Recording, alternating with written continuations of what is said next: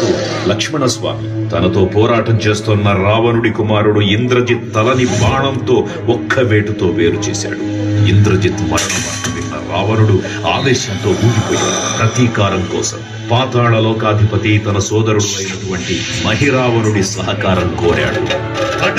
ప్రభాతంబు సాయంత్రమీ నామ సంకీర్తనలు చేసి నీ రూపు వర్ణించి నీ మీద నేదండ నీ మూర్తి గావించి నీ సుందరం పెంచి నీ దాసదా సుందరై రామ వస్తుండనై నిన్ను నే కొల్చెదను.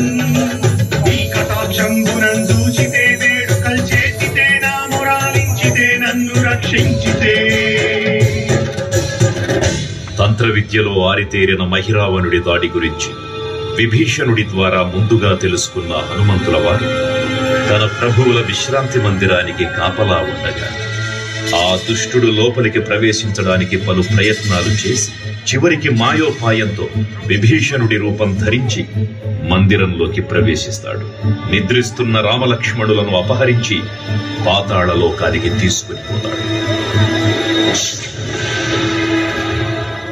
అంజనాదేవి గర్భాన్వయాదేవ నిన్నెంత వాడన్ దయాశాలి వై చూచియుందాతవై నిలిచియున్ తొల్లి సుగ్రీవకున్ మంత్రి వై స్వామి కార్యార్థమై ఏగి శ్రీరామ సౌమిత్రులను చూచి వారిని విచారించి సర్వేసు పూజించి యవ్వాను చుంబంటు గావించి వాలిని సంపించి కాకుల తిలకుంటు వాసుకి వీక్షించి కిష్కింధకే తెంచి శ్రీరామ కార్యార్థమై లంకకే తెంచియున్ కాల్చియున్ యవ్వూని తుంచూచి ఆనందము పొంగి ఆయుంగరం విచ్చి ఆరత్నమున్ తెచ్చి శ్రీరామకున్నిచ్చి సంతోషముం చేసి.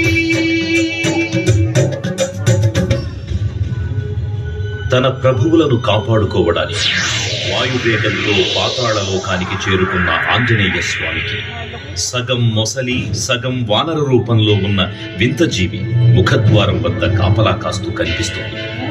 ఆ జీవి మకరధ్వజుడు అనే తన పుత్రుడని మహాసముద్రాన్ని దాటుతుండగా నీటిలో పడ్డ తన వేదవిందు ఒక మొసలి గ్రహించడం వల్ల జన్మించాడని తెలుసుకుని ఆశ్చర్యపోతాడు హనుమంతుల వారు. తన పుత్రుడిని యుద్ధంలో ఓడించి పాతాళలోకంలోకి ప్రవేశిస్తాడు.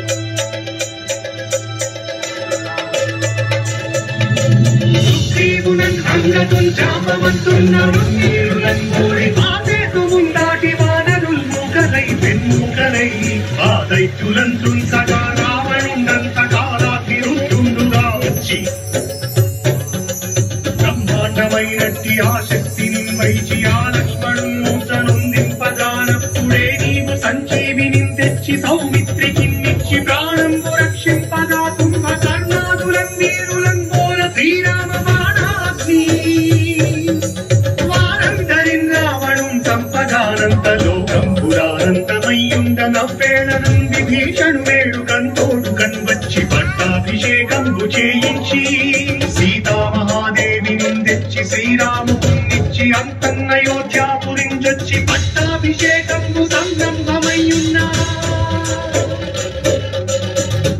పాతాళలోకంలో అడుగుపెట్టిన పవనపుత్రుడు మహిరావణ మరియు అహిరావణ సోదరులతో భీకరపు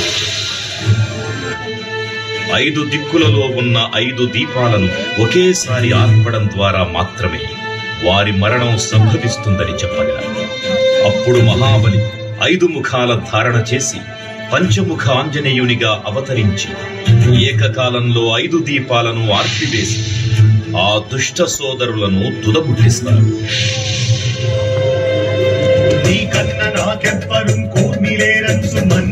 శ్రీరామ భక్త ప్రశస్తంబుగా నిన్ను సేవించి నీ కీర్తనలు చేసిన పాపము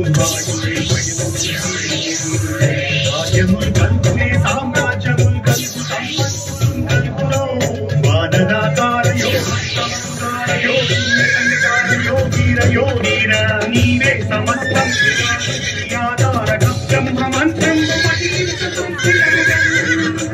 వచ్చదేహం పురుందాచి శ్రీరామయన్సున్ మనఃపూతమైన ఎప్పుడు తప్పకన్ తనకు రాజిహ్వయందుండి నీ దీర్ఘదేహము త్రైలోక్య సంచారివై రామనామాంకిత ఛారివై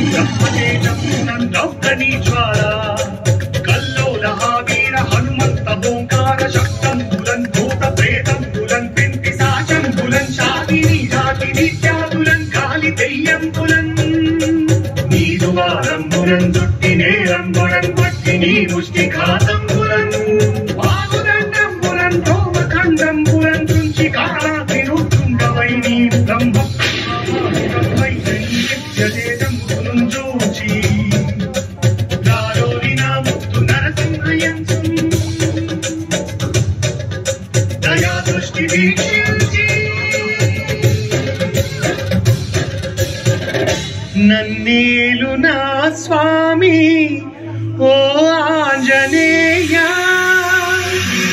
నమస్తే సదా బ్రహ్మచారి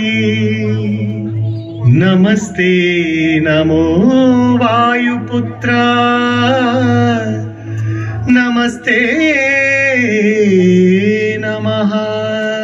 తూర్పు దిక్కున చూసే శ్రీ హనుమాన్ ముఖం సర్వ పాపాలను హరించేదిగా, దక్షిణ దిక్కున చూసే శ్రీ నరసింహుని ముఖం శత్రు భయాన్ని పోగొట్టి విజయం చేకూర్చేదిగా, పశ్చిమ దిక్కుని చూసే శ్రీ గరుడ ముఖం భూత ప్రేత తాంత్రిక భయాలను పోగొట్టేదిగా, ఉత్తర దిక్కు వైపు చూసే శ్రీ వరాహ ముఖం గ్రహదోషాలను హరింపజేసి అష్టైశ్వర్యాలను అందించేదిగా, ఆకాశం వైపు చూసే శ్రీ హయగ్రీవ ముఖం విజ్ఞానాన్ని, విజయాన్ని, ఉత్తమ జీవిత భాగస్వామిని అందించేదిగా పురాణాలు చెబుతున్నాయి.